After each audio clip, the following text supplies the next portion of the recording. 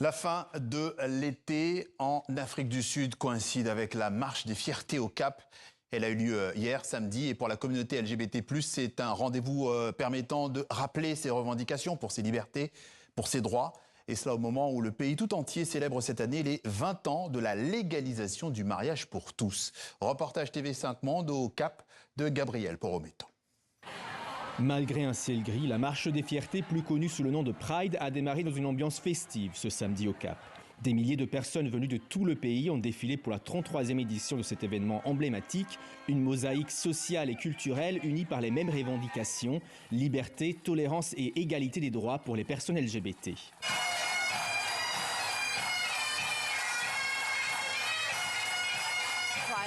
La Pride est un rassemblement de toutes et tous. Nous nous y montrons ce soutien que nous n'avions jamais eu auparavant. Nous sommes comme tout le monde. Il n'y a rien de mal chez nous. Et surtout, le soutien de nos familles. C'est magnifique d'être aimé par sa famille sans être remis en question. Au village de la Pride, des dizaines de stands proposent marchandises, expositions et ateliers de sensibilisation. Des artistes LGBT se produisent également sur scène, comme le chanteur sud-africain Craig Lucas.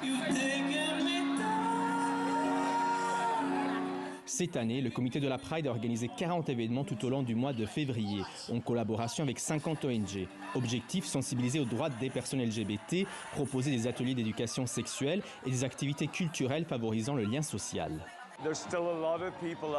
Il y a encore des personnes qui, d'un point de vue religieux ou culturel, ne nous ont pas encore acceptés.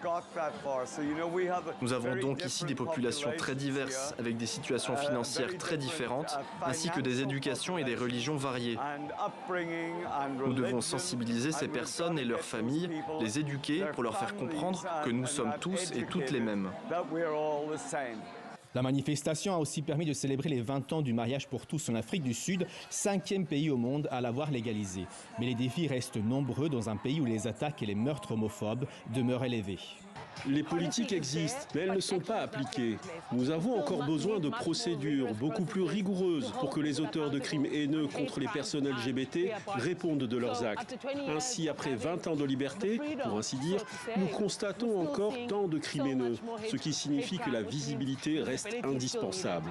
En 2028, la ville du Cap accueillera la World Pride, marche internationale organisée chaque année dans un pays différent, une première historique pour le continent africain où des dizaines d'États criminalisent encore les relations entre personnes de même sexe.